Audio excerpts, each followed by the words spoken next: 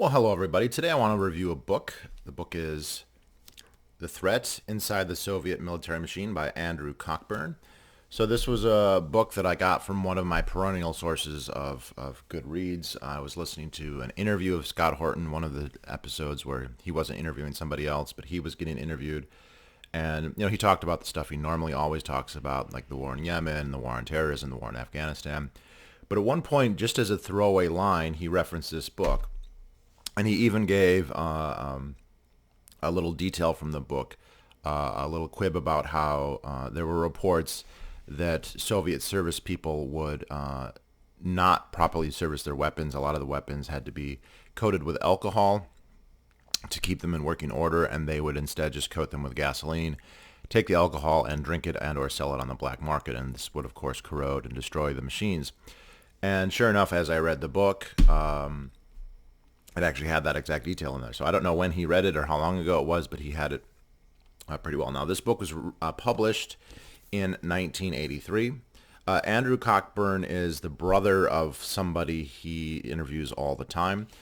So this book is really fascinating in the time that it was written. It was written before the fall of the Soviet Union in the early 80s. And there's a lot in here that it's like, okay, I wonder how this is going to play out.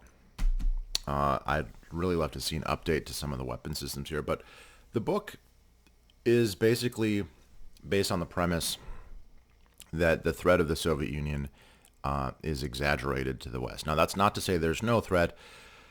It's absolutely true that the Soviet Union had a lot of nuclear weapons. Now, how accurate they were, how reliable they were is debatable. However, they wouldn't have had to have been super reliable or super accurate to have caused basically Armageddon, at least in the United States. But which he talks about. So the book goes through all the parts of the Soviet military, how their draft system works, who gets drafted when, the different types of service, right, how it's all divided, how long people serve, what their conditions are like, what are the tanks like, what are the planes like, what are the other vehicles like, what are their nuclear weapons arsenal like, what are their submarines like, just chapter by chapter, verse by verse. And a lot of this is based on official publications. A lot of this is based on espionage, and a lot of it's based on interviews with former Soviet soldiers. Since everybody was drafted, every male. Now, it was kind of interesting aside where he says technically everyone is conscripted at the age of 18, but they found it logistically difficult to go and snatch up everybody as they turned 18 throughout the year. So what they would do instead is twice a year, they would go and grab up everybody who was going to turn 18 in the next 6 months. Right? So, and they didn't do it in the winter, so they would do it in the spring and in the fall. So if you were going to turn 18 in the next 6 months, at some point in the spring, everybody in the Soviet Union. So a lot of people who are not yet 18 are probably mostly 17-year-olds are going to get rounded up. And then the same thing would happen in the fall.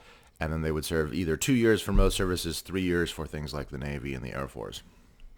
Well, a lot of these guys would eventually emigrate, many to Israel and many to the United States, and you could go and interview these people, and they could tell you all about what their life was like on various bases. So what's interesting in the book, kind of the central premise, is that the juggernaut of the Soviet Union was kind of a broken down juggernaut, right? That the numbers were inflated by Western, especially the United States, and their capabilities were also inflated. While it might be true that they had a certain number of tanks, their tanks broke down at more than triple the rate of American tanks. And so the actual number of tanks that they could actually field at any given time was much lower. Same thing with the ships. Right? They had a lot of ships. The ships couldn't go as fast. They couldn't go as far. And they had to be in port much longer of the time. In fact, they spent most of their time in port, right? So the fact that they had this many ships, same with their planes. They go into a lot of detail about technologically how the Soviet Union is far, far behind the United States. And there's an interesting parallel if you ever read Western Technology and Soviet Economic Development by Anthony C. Sutton, which is a tremendous trilogy of books.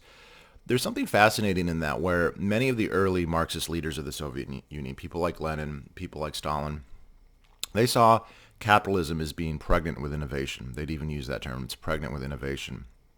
And they kind of thought, well, we're going to catch up because we're behind, not because we're communists, but because this is Russia. And to catch up, were going to, steal and copy all of their stuff. And this is something that is not generally understood, but when you really examine almost all of their, like all the weapons that they used in World War II, all the planes, all the tanks, were based on Western designs, mostly the United States, but not exclusively. So like the T-34, the most famous Russian tank, the chassis was designed in 1927 in the United States, and the engine was actually for a dirigible that was designed in France, right? And they either stole the plans or got the plans or just copied the plans. They got their first jet engine to fly their first jet fighters from the Rolls-Royce company, right? They were, Stalin was amazed, but they petitioned to have it imported from the UK in 1949, and the UK is like, okay, fine, yeah, we'll give you our most advanced jet engine. And so they kind of played, especially in the 20s and 30s and 40s, like, wow, we're just, all these capitalist countries are developing all this stuff and we're just going to take the easy pickings. But what ends up happening is then you never get ahead. You're always playing catch up. And then you also get an inferiority complex where you realize we can't really design new things. We can only copy, and badly copy at that, the things that the West already does. And that eventually leads to an inculcation of inferiority, at least technologically. Maybe not in every aspect, but in technology, definitely the case. And this book is, actually really reinforces the thesis of Sutton's book very, very well, although I don't think that there was any conscious realization of that or a conscious attempt to do that. Now, it is fascinating to go through the details of the various types of equipment, of the planes, of the tanks. Lots of ridiculous stuff where like the horsepower on the tank isn't any higher than it was before, even though the tank is twice the weight. So it's not going to go as fast. It's going to break down as much. One of their troop carriers, they copied the design, but they couldn't build an engine strong enough that could supply it. So they had to put two engines in it. But two engines means it's twice as likely something's going to break down, and it's twice as difficult to make it work. They said that they were always following the Americans. The Americans were always ahead. Americans had the first nuclear bomb, the first nuclear missile, the first nuclear submarine, the first nuclear missile launched from a submarine, the first liquid fuel rockets, the first solid fuel rockets. By the time of this book being written in 1983, Americans were using solid fuel in their rockets, and the Russians had still not found a way to make it. I don't know if this is still true. I'd love to know if they use solid fuel now or not. I mean, the book is now over 30 years old. Actually, almost 40 years old, so it seems like it's a long time to not figure that out. But by 1983, they'd had 20 years and still been unable to do it. And Americans invented the Mirvs, and he actually talks about the degree that they copy is actually like ridiculous. So if you've heard of a Mirv as a multiple re-entry vehicle, so a Mirv is a multiple warheads on a single missile. And so you shoot an ICBM, and at some point on re-entry, it divides up into anywhere between 3 and 10 different warheads. And the original ones of these were almost just like shotguns. They would go and they would just open. You just have 10 warheads just fall, right, without them actually being individually aimed. Now he makes the point, and he goes through the technical reasons for this, that the accuracy of Mirvs, even ones that do have directions, is much lower than if they're just an individual warhead on an individual missile, right? It's very difficult to measure or to aim just a missile, right? The science and the engineering and the math and the variables that go into launching a nuclear missile from a silo in Russia to hit someplace in the United States or vice versa is very, very hard, and I'll go into it a little bit later, but there's good reason to believe that the accuracy on this is low enough that it couldn't actually be of tactical use. Now, that's not to say you couldn't launch the missiles and just destroy the country, but the idea that you're going to hit a missile silo is actually kind of ridiculous, at least as of the writing of this book. But he talks about how that by adding Mirvs, you add so many more layers that it would be much more accurate to have, instead of Mirvs, just have, instead of 5 warheads on one missile, to have 5 missiles. They would be way more accurate that way. But there's a reason that Mirvs were developed. They were developed in the United States because there was inter-service rivalry. And he goes into this a lot, and this is where it just gets ridiculous, where the rivalries between the Army and the Navy and the Air Force determine what gets developed and not what's best. So for instance, another example of this would be the development of helicopters. There was this long process during World War II especially, where the Air Force was not its own branch. It was part of the Army Air Force. It was part of the Army, and they wanted to be an independent branch. And they were able to get it done, I think, in 1947. They were able to persuade Congress and the president, hey, Air Force should be its own thing. And their kind of rationale for that is why we should be independent is we independently can win a war through strategic bombing, right? They couldn't say we can independently win a war through tactical support of the Army, because they can't independently win it if they're just tactically supporting the Army. So the idea became we can win a war strategically. And the mass bombing of Germany and of Japan and the delivery of the atom bombs were kind of their claim to fame. Now, this has been hotly debated, because there's plenty of people who said the strategic bombing of Germany and Japan didn't end the war, and it didn't make the war any faster. And this is hotly debated and isn't known. Of course, the Air Force is always going to say, yes, it did. But their trump card was they were the only service that could deliver an atom bomb, right? We didn't have nuclear missiles at that point. The Army would eventually develop a nuclear cannon, but they didn't have one yet, and the practicality of that was always very dubious. And so for a while, the Air Force had a monopoly on nuclear weapons, and that kind of justified their independence. And there's hilarious kind of hypocrisy here, where the Navy in the 1940s is saying nuclear weapons are evil, they're non-civilized, they're unnecessary, they're not good in a war, and they should be abolished, until they develop Polaris missiles that can be launched from a submarine. And then all of a sudden the same admiral will say, oh, no, we not only are nuclear weapons good, we need to build a fleet of submarines and ships that carry them, right? So, and another kind of thing is they said all fixed-wing aircraft are going to be controlled by the Air Force. So the Army could not have and operate its own fixed-wing aircraft. So they found a loophole to them, like, okay, so we're just going to invent helicopters then. We're going to, well, they had been invented, but we're going to use helicopters because they're not fixed-wing. And so the whole, you look at the Vietnam War, and there's this plethora of helicopters, which, they broke down a lot. They were very, very vulnerable. I thought about a third of the helicopters in Vietnam were shot down. Not that they have no utility, but they were emphasized so much because it was something the Army could have and control itself, as opposed to having to go to the Air Force. But this is a very tangential way of saying, in the early 60s, Robert McNamara basically went to the Air Force and said, okay, you've got the ICBMs. We don't want there being an unlimited number of these, because it will just get out of hand. So most of the ICBMs in the United States, obviously they don't put them by populated centers. They're in North Dakota, Wyoming, Montana, areas that are more sparsely populated.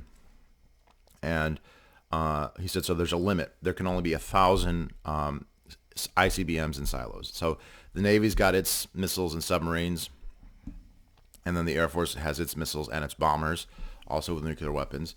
And he put a limit. So the Air Force was like, we want to have more missiles, but we can't. We have a limit. We have a hard limit. We can't have more than 1,000 land-based missiles. So what are we going to do? Oh, here's what we'll do. We'll just add more warheads on the individual missiles, and that's where they developed the MIRV technology. Now, the Russians did not have, the Soviets did not have that prohibition. There was nothing stopping them from building as many missiles as they wanted. But because the Americans developed MIRVs, they decided to develop MIRVs. Again, it would be much better to shoot 10 individual missiles than one missile with 10 warheads. Okay, they're going to have much more accuracy, and it's also going to be harder to stop. Right? If you can stop the MIRV before it does its missiles, you've stopped it. Not that that's easy or even likely to happen, but that would be easier than stopping 10 individual missiles. Let's put it that way. But because they're so in the mindset of copying the United States, that's what they did. He goes into other examples: aircraft carriers, fixed-wing aircraft, helicopters, whatever the Americans developed, the Soviets decided they need to develop too. But because their society is backwards and inefficient, the versions that they would come up with were always inferior, right? Their fixed-wing jet couldn't fly as far or as fast. Their tanks were less reliable and had not as effective weapons. And that's an interesting thing. So he's talking in the 83. The M1 Abrams tank has just been, I think it was started to be commissioned in like 78, 79, went into production in 1980.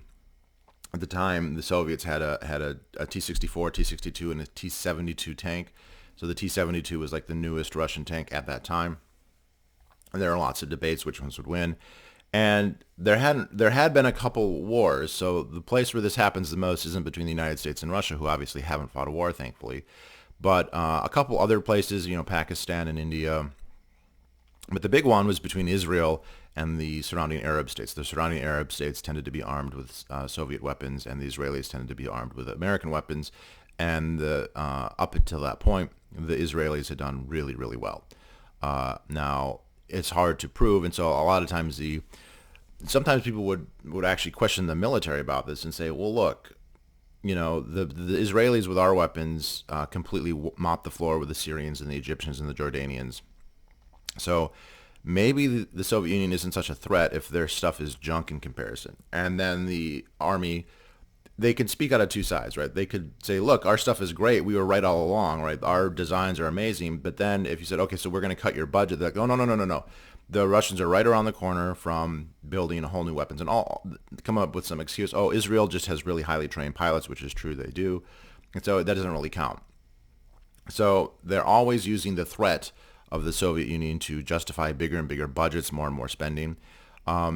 It's also the case that roughly there was rough parity in terms of spending. The Americans and the Russians were spending about the same, but of course the United States was a much, much richer country, so spending that amount was a smaller burden. Even though it was a huge burden, it was a smaller burden on the economy than it was in the USSR. And also because the USSR was so inefficient, when it spends $100 billion, it doesn't get the same amount of stuff that the Americans do. And that's not, and again, the book is not from the perspective of somebody who likes the American military-industrial complex. They don't. They think it's incredibly wasteful, incredibly dangerous. It's a scam in so many ways, but he also understands the Americans got a lot more out of their buck, right? They had, and it's even crazy when you think about the pay.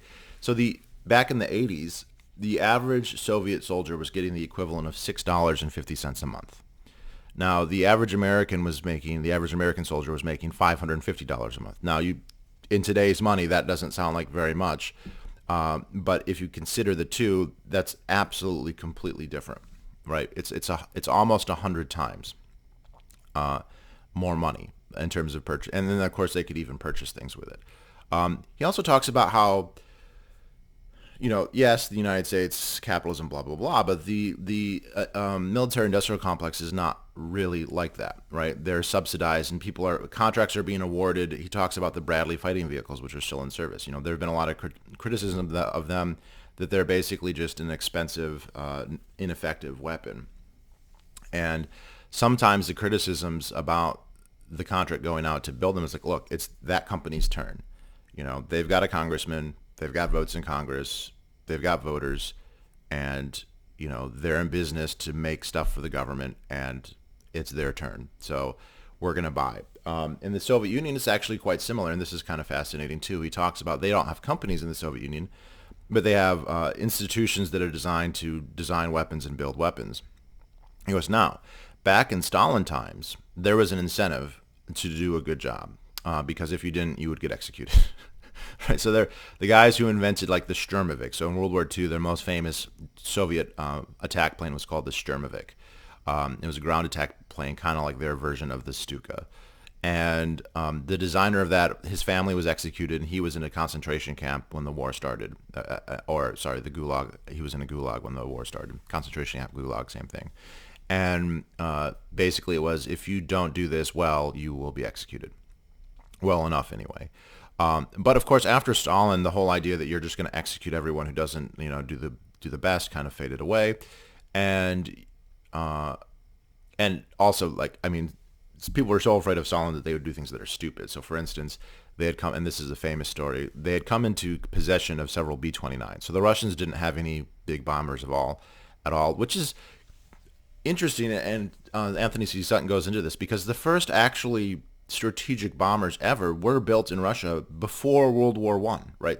So when World War I started, the only country that had a relatively long-distance bomber was Russia, because there was an innovator, there was a scientist, there was a aviation expert in St. Petersburg, who had developed them. right? So they have the smarts, and they have like the cognitive ability and the expertise within the society to build something like that. And then, of course, the communists destroyed that. That guy ended up emigrating to the United States.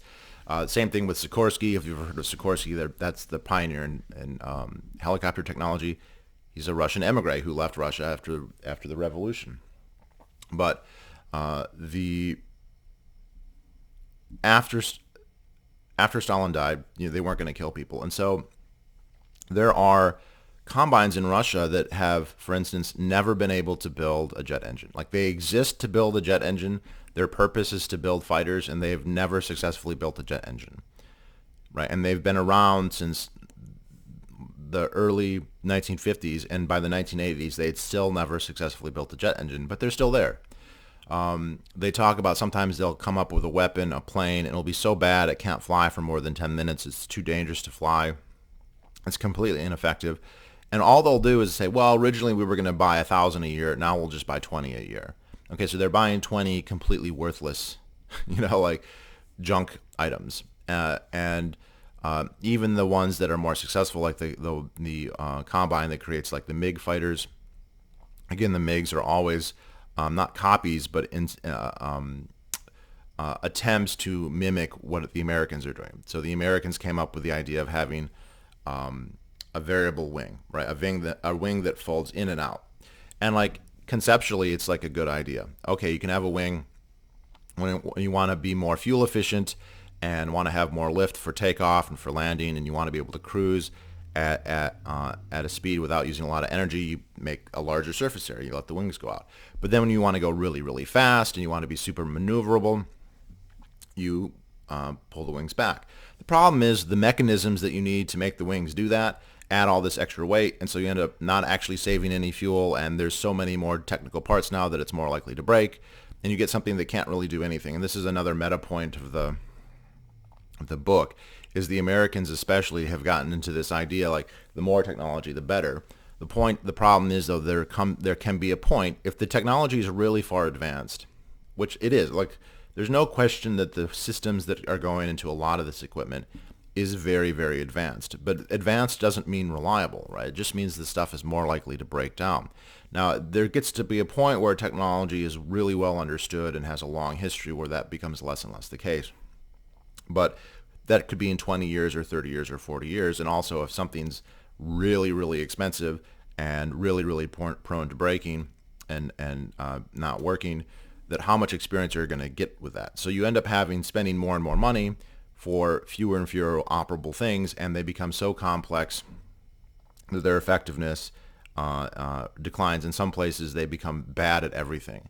And probably this example didn't exist back then, but the F-35 is, I should probably do a whole video just on that, but it's an incredibly expensive something that doesn't do anything well, right?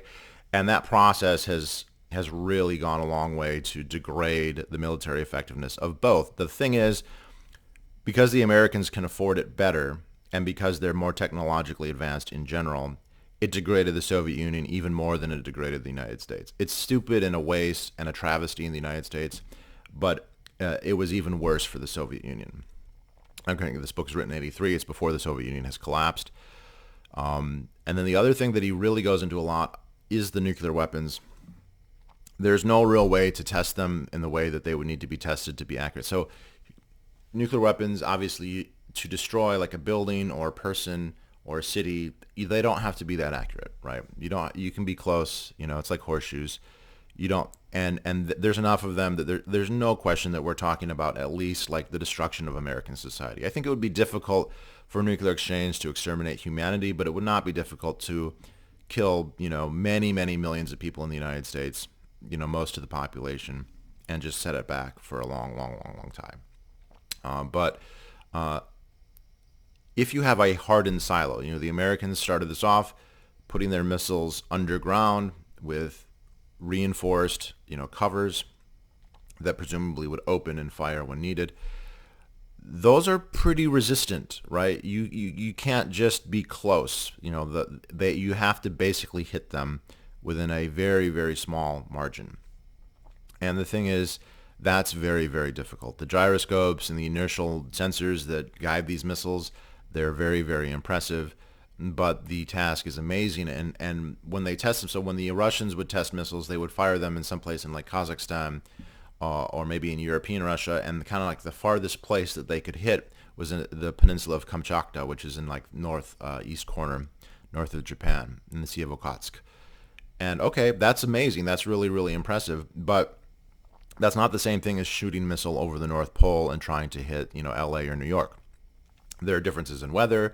There's differences in gravity. There's tiny variations in how much the gravity of the planet is manifested. There's places where ancient meteors hit, and now there's more or less gravity, mountain ranges, all this stuff. And the thing is, they aren't able to go and get really refined readings of what that's like in Canada, what that's like in the United States, and vice versa. The Americans are not able to do that either. Americans will fire missiles typically into the South Pacific when they test them, which is almost never, by the way. They haven't tested a missile like in my lifetime or near to it in terms of ICBM missiles. Obviously, smaller missiles they've tested, but like. So the thing is, all this is to say that they really can have no confidence that their missiles are going to actually hit the silos. Now, they'll hit something, some of them. I mean, it wouldn't surprise me if a large portion of these missiles just did not work at all. But, if even 10% of them did, that's the end of the country, right? So, like, I don't want to minimize the threat, and that's it. But the point is, they can't really do, and I say I mean the United States and the Soviet Union, at least in the 80s. I would be really interested to know if and to how much this is different now than it was then. But there could be no confidence that the missiles would actually hit the silos, and so you would be, basically shooting your load, and then you would get retaliated against, and the retaliation would be enough to destroy you. I mean, there's he makes a joke that people don't consider the Navy to be second strike capable because all the submarines together at that time could only destroy 200 Soviet cities. It's like, oh, that's it. Yeah. Soviets would be totally fine with that. And, that's part of the image that was cultivated by the military-industrial complex. Like, the Soviets don't care. They don't care about their population. They'd be willing to lose millions of them. And they have a civil defense force, 100,000 strong. Its job is to, protect the population in the event of a nuclear war. And he goes, there's a whole chapter on the civil defense and how absolutely laughable that is, the idea that 100,000 soldiers are going to evacuate 200 million people from cities and put them into shelters that don't exist, and they're going to somehow evade intercontinental ballistic missiles that have a 20-minute, or a 2-hour trip or whatever. So not even that. I mean, I guess when the Civil Defense he talks about this, when the Civil Defense Organization was set up, it was on the premise that they would have a week to evacuate everybody, right? Which even that would not be possible. They don't have the rail lines or the roads or anything like that. But then it becomes very clear that in the course of a nuclear war, you won't have a week. So it's completely theater, and there are quotes from the heads of the Civil Defense Agency basically acknowledging that. Although he does talk about there was a period, obviously you have 1945 to 1949, the United States has a complete nuclear monopoly. Right, the Russians have stolen nuclear secrets from their spies, but they don't have a bomb until 1949. Now, there was a point in the early 60s where they were starting to get bombers. They had nuclear bombs, but they didn't have any bombers that could make it to the United States and back, let alone not be intercepted. They had some missiles, but their missiles took 24 hours to prepare. They had no silos. They had no nuclear submarines that could launch missiles. And so they were not... And there was a period in there where the Americans had bombers that could reach the Soviet Union and drop them. The Americans had intercontinental ballistic missiles, and the Americans had nuclear submarines that could launch from underwater. And so there was a period in the early 60s, early in the Kennedy administration, where it was believed that the United States could wipe out the Soviet Union and almost all of their nuclear missiles because they weren't in hardened silos. You don't have to be as close when they're in the open, right? If it's just up, you can be off by a couple miles. It's not going to matter. If it's in a silo, not the case. And they thought that it would be unlikely that the Soviets would be able to get off that many missiles or bombs or bombers, or that they would get through. And so the Americans would lose anywhere between 3 and not more than 15 million people. And during the Berlin airlift crisis, this was actually talked about is like maybe now's the time. We've got a chance right now to wipe them out, and they wouldn't be able to stop us. They'd just inflict anywhere between 3 and 15 million. Of course, 3 to 15 million casualties would make it like 7 times worse than the worst war in American history in like whatever a single day, and 15 would be way worse. 15 would put us on the category of like how many people Russia or China lost in World War II. Which, what would they be gaining for that would be worth that? And to their credit, I guess, they didn't do it. And then every year after that, the Soviets got more and more ICBMs, and the cost got ever higher. And so the chances of it went way down. So, yeah, really fascinating book. And they talk also about, and if you read David Sockman's The Great Deformation, they talk about how the big military buildup in the 80s, which was ongoing and when this book was written, we're building a big, huge conventional army, giant Nimitz-class aircraft carriers, these Abrams tanks, all these helicopters, all these conventional missiles, all these conventional planes. And none of this has anything to do with defense from the Soviet Union, right? We're not going to be in a war with the Soviet Union. If we are, it's going to be nuclear. And if we're doing nuclear, like the conventional stuff is not going to matter. So what Stockman says in his book is this conventional army that Reagan is building is an army of conquest. This is to be used against third world countries, which is exactly what it's been used against. It's been used against Iraq and Afghanistan and Libya and Yemen, and is a way to sell weapons to places like Saudi Arabia and Israel and whatnot. And so the threat of the Soviet Union has justified basically a military-industrial complex imperial program, right? Where they're selling these weapons and they're using them and they're employing them, in wars, but wars that not that are against countries that are even no threat to us, right? Iraq was never a threat. Afghanistan was never a threat. Yemen was never a threat. None of these countries are threats. The Kosovo, Serbia, no. So even though this book is, almost 40 years old at this point, even though the Soviet Union doesn't exist anymore, I still thought it was a really, really good book just to understand that part of the history. But also, it really explains a lot about why the U.S. military is the way that it is and why it's so insane, why it's completely asinine, and why it probably has made everything a lot more dangerous. It's up the stakes, up the ante, had an arms race. Now we're looking at a situation of mutually assured destruction, which, there's a certain logic that says, okay, that makes it less likely a war is going to happen. But if it does, that's it. That's the end. So I think that's a really poetic way to end the episode. But anyway, thank you all for watching, and I hope you all have a great day. Goodbye.